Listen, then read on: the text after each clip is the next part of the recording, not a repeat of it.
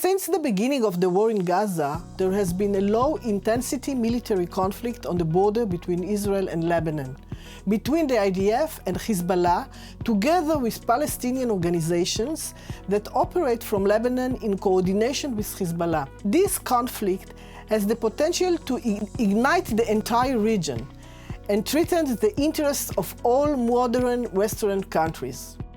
Hezbollah is the strongest and most powerful terror organization within the so-called Resistance Front, which is led by Iran. In this front are all the elements of the Shiite axis in the Middle East, as well as the extremist Islamic Palestinian terrorist organizations. What unites all members of this front is the desire, first, to destroy Israel, and then to establish Islamic rule wherever possible. Iran, which does not have a border with Israel, uses proxies, which are mainly terrorist destabilizing factors, to fight for Iran. This is also the case of the struggle with Israel. Iran uses simultaneously Hezbollah in the north of Israel and Palestinian Hamas in the south of Israel. For 40 years, it has been invested in Hezbollah, taking advantage of the weakness of the Lebanese state until Hezbollah became the main influential factor within Lebanon, mainly thanks to the weapons it possessed,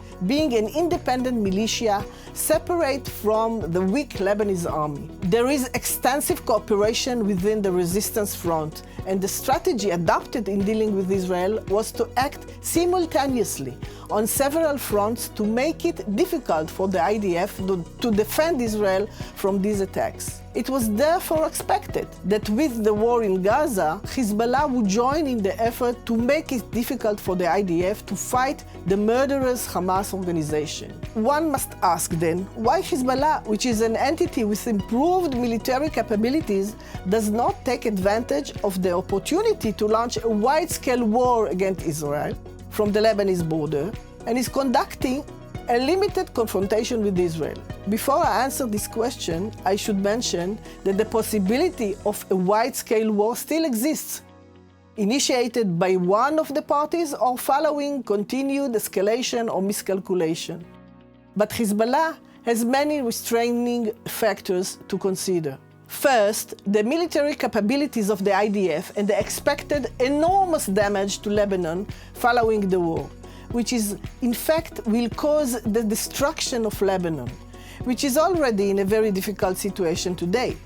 Second, Iran is not interested now in using Hezbollah, which is its trump card that it saved as a response against direct attack on Iran.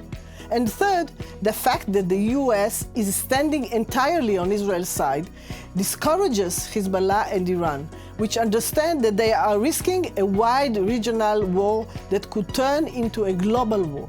Anyway, Israel is already prepared for the possibility that it will be forced to fight on two fronts, and even more. But Israel needs the support of the international community in this war, because the war against these extremist terrorist elements is not only Israel's war. This is the war of the free world.